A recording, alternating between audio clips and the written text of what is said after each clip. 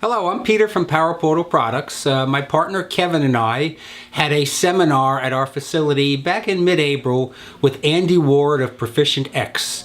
During that seminar, we had about 55 or 60 attendees. We know many of you wanted to attend but couldn't because of scheduling conflicts. It was very successful, very informative. Over the course of the next several weeks, we're going to be sending out a series of short videos highlighting some of the special features of these seminars. Hopefully it'll help take your cars to a new level of show ready. We hope you enjoy them. Each segment will be numbered and titled, and please look for them over the course of the next several weeks in our blogs. Thank you. Bye-bye.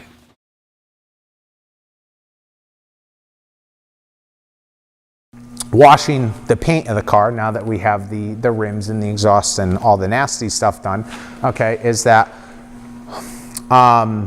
you see, again, thousands of different types of wash mitts out there, okay? Why do we use a wash mitt? Why don't we use a napkin instead of a wash mitt? Why do you use a wash mitt?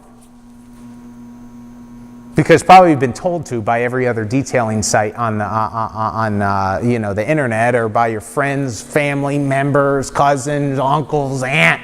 Okay, you got to use a wash mitt on there. Okay, well, let's break it back down and let's simplify it. Okay, do I use wash mitts? I don't use wash mitts, and this is why. Okay, again, just my personal preference, but you can't say that it doesn't make sense. Okay. Water, people do not realize how heavy water is, okay? What if you take one of those big, fluffy, Jabberwocky wash mitts that you find on one of your favorite detailing sites or on Amazon or something like that, and you saturate that with water? It feels like 7 to 8 pounds just sitting there, like it's a small little infant in your hand, and you're taking that, okay, and smashing it onto your hood and going like this with the power of, remember, the human hand that we also don't realize what's going on, and you're dragging it across the surface. Also, one of the things that you have to remember is that I see this a lot because I'm very in tune with what's going on with clear coat and scratches when I'm paint correcting. Usually the deepest scratches are on the horizontal panels, okay? They're not on the sides. And the reason is because people, when they're doing the sides of their car washing, they'll go like this. When they're on the hood, they'll put more pressure, they'll lean into it, and they'll go like this, okay? Rather on the side, and it's kind of like this, okay? So which has more friction? This or this?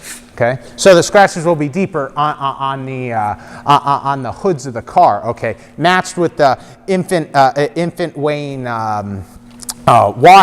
Jabberwocky wash mitt that you're using, and the pressure of your hand. Okay, I personally prefer to use something like this. Okay, when this is saturated with the same soap and the same water, okay, it is much lighter.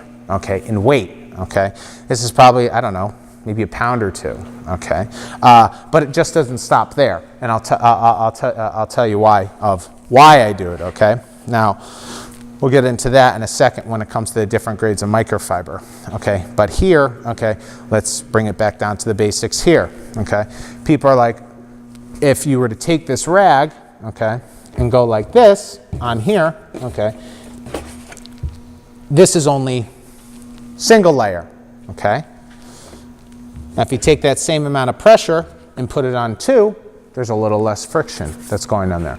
If you put it on 4, that same amount of pressure, there's even less, okay? So when I'm washing a car, I'm either doing it like this, okay, or I'm doing it like this, okay? In that way, but it's not only stopping there, okay? I don't put my fist, the meaty part of my hand in and go like this, okay?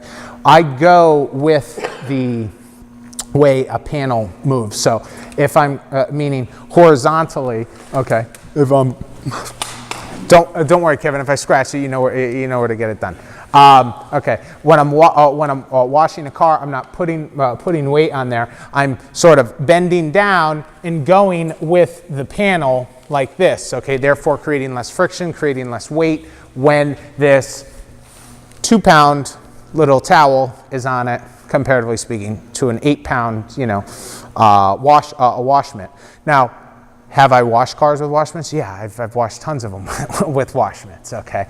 But with a wash mitt, I will, again, compensate for that, knowing the weight of it, or even kind of pick back up on it to let up on the weight of the saturated sponge, and again, use that same type of technique when I'm washing a car, okay? One of the other things that I always do after, you know, remember the rims and the lower portions are done, is what I'll do too is they say go from the top down, okay? Well, we did the bottom, so we don't have to worry about the bottom.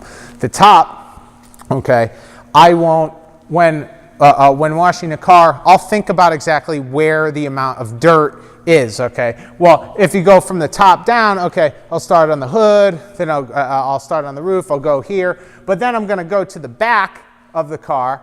Well, the back of the car is where the most kick up is coming, okay? So so you grabbed more dirt from there, and then you just came to your beautiful hood, okay? Everybody knows the focal point of every car is the hood, okay? So what I'll do is I'll sort of go in a curly Q motion around the car, knowing to keep the back towards the last portion. So I'll go on the top, I'll do the windows, or I'll go from the roof, or focus on the hood first. Just know that the more you use this same towel, picking up more and more grit, okay, if this is the last thing that you do, this is probably gonna be where the most dirt is on this towel, and you're gonna have the most chance to scratch this, okay? So if you just sit back and think more so about exactly what is going on in the process, okay? And all it is just sort of thinking logically is really all it is. Don't overcomplicate it. Really dumb it down. Yes, sir.